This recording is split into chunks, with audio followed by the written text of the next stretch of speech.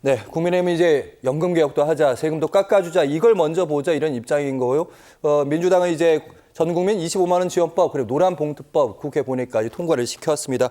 서로 민생을 바라보는 시점이 확실히 다르긴 하네요. 다르죠. 네. 그러니까 예를 들면 지금 세정개표랑 같은 경우는 가장 논란이 게 상속세 문제예요. 상속세를 감면해주는 문제인데 이게 대표적인 부자 감세다 이렇게 민주당이 보고 있기 때문에 이 문제는 제가 볼 때 합의가 좀 어려울 거라고 저는 봅니다. 개인적으로 논의가 더 필요하고 그러나 예.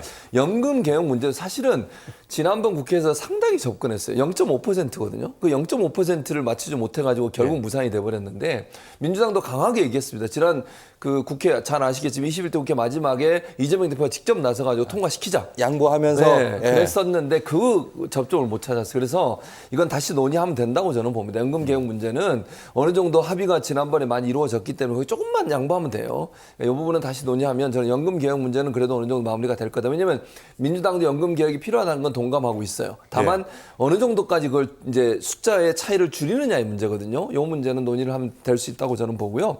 근데 다만 이제 25만 원 지원법은 이미 통과가 됐습니다. 물론 뭐 그 야당 단독으로 통과가 돼서 여당에서는 지금 거부권 행사해달라고 요청을 한 상태이기 때문에 거부권 행사할 가능성이 높다고 보여지는데요.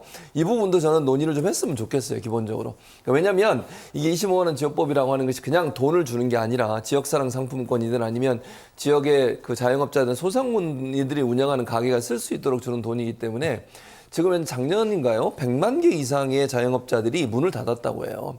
상당히 어렵습니다, 경제가 지금. 예. 이런 상황이기 때문에 이 내수 진작을 할 수 있는 방안의 하나로 생각한다면 좀 시각을 달리하면 저는 어느 정도 접근이 가능하다고 봐요. 또 국민의힘에서 요청하는 것처럼 예컨대 전 국민을 하기가 어려우면 좀 저는 나눠도 된다고 생각해요. 이걸 25만 원 전 국민을 하지 말고 그러면 정말 필요한 사람들한테 하자. 저는 민주당이 충분히 그건 받아들일 수 있는 안이 된다고 보거든요. 그래서 이 부분에 대한 논의는 있으면 좋겠어요. 예를 들어서.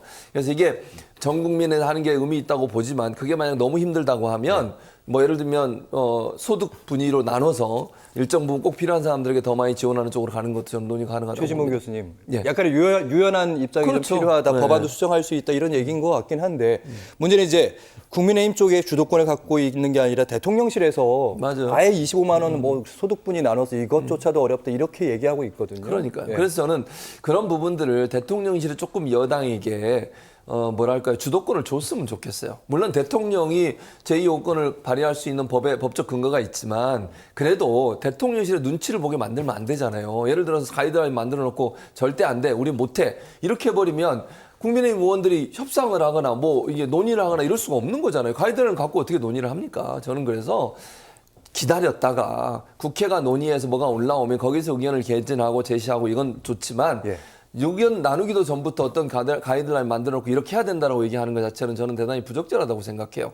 국민의힘은 자체적으로 논의할 수 있는 주도권을 갖고 있는 겁니다. 그 당정 관계는 수평적 당정 관계가 돼야 된다라고 한동훈 대표도 얘기했고 그래야 국민들이 국민의힘을 지지하는 거예요. 예. 대통령실이 국민의힘을 마치 움직이는 것처럼 보여지는 그런 모습을 보이는 것은 절대로 도움이 안 됩니다. 그런 점에서 대통령실이 할 말이 있어도 좀 참고 기다렸다가 여야 합의하는 거 보고 거기에 대해서 본인들의 의견 내서 또 협상하고 이런 과정을 겹치는 것이 저는 맞다고 생각합니다. 예.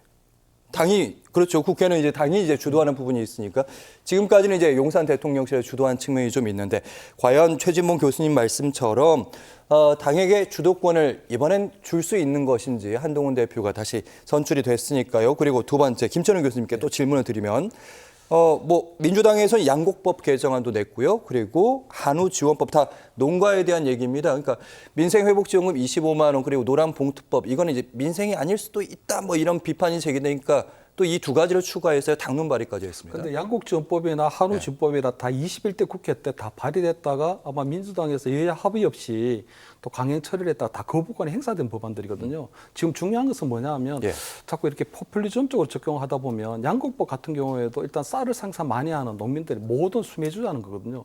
그렇게 되면 앞으로 쌀을 생산하는 걸로 더욱더 늘어날 가능성이 커지거든요. 예. 왜냐하면 무조건적으로 쌀을 만드는 생산만 하면 정부에서 다 구매를 해주게 되면 앞으로 다른 작물들 쪽으로 전환이 되는 게 아니라 다 쌀만 구매하게 되니까 아마 그 쌀 구매 비용만 해도 그때 농림부에서 추산하는 게 한 연 2조 정도가 든다는 거거든요. 예. 그래서 연 2조를 쌀 구매하는 데 쓰는 게 좋으냐 아니면 다른 작물을 배재배하도록 좀 전환한 게 맞느냐. 특히 쌀 소비량 계속적으로 급감하고 있는 상황이기 때문에 그런 양곡법을 개정을 거부한 거거든요. 거거든요. 그래서 저는 지금 22대 국회 들어와서 민주당에서 계속적으로 5개의 정치를 보인다고 보는 게 대통령이 지금 19번째 거부권 행사했거든요. 그 거부권 행사할 때 가장 첫 번째가 뭐냐면 예. 여야 합의가 없었다는 겁니다.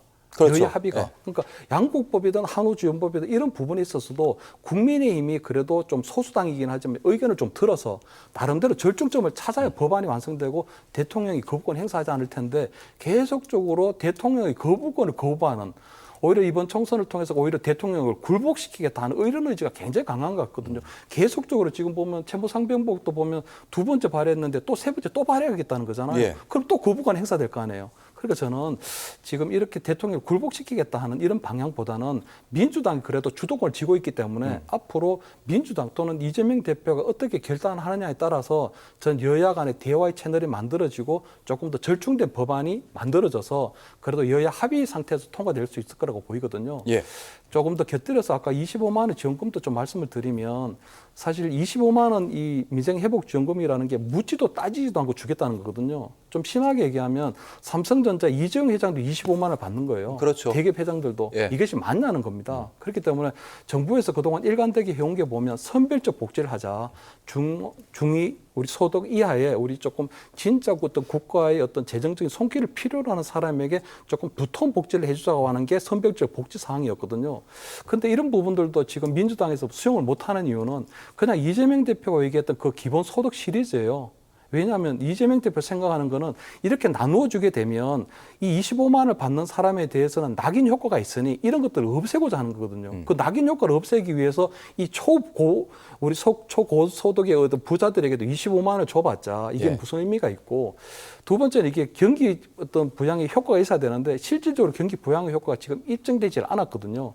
그래서 문재인 정부 때도 보면 소득 주도 성장을 했는데 그 소득이라는 게 국가에서 개인에게 이전한 소득을 늘려서 그 소득으로 결국 소비를 늘리고 이 어떤 이 경제가 돌아가게 하겠다고 하는 건데 네. 그런 것들은 어느 정도 국가가 계속적으로 이 계속적으로 재정이 넉넉하고 이러면 모르지만 그렇지 않을 경우에는 계속 국가가 어떤 채무가 늘어나고 이래 되잖아요. 그래서 보면 문재인 정부 때 국가 채무 거의 1,000조까지 늘었게 될 거거든요. 네. 결국 저는 우리 조상님들이 얘기하신 것처럼 그냥 흥청망청 쓰다 보면 거짓골을 못 면하게 됩니다. 그 지금 우리나라가 지금 굉장히 어느 정도 국가 재정이 안정적이긴 하지만 건전하게 하지만 이렇게 흥청망청 쓸 수는 없다. 그나마 저는 조금 선택과 집중을 해야 되고 그나마 선별적 복지를 좀 더 두텁게 하는 방향이 맞지 않나 그런 말씀을 드립니다. 네, 두 분의 얘기 들으니까 최진봉 교수님 이제 용산이 좀 결단해야 된다. 그리고 김천현 교수님은 이제 민주당에서도 뭔가 양보를 해야 된다. 네, 두 접점이 좀 만나면 되는 거겠죠.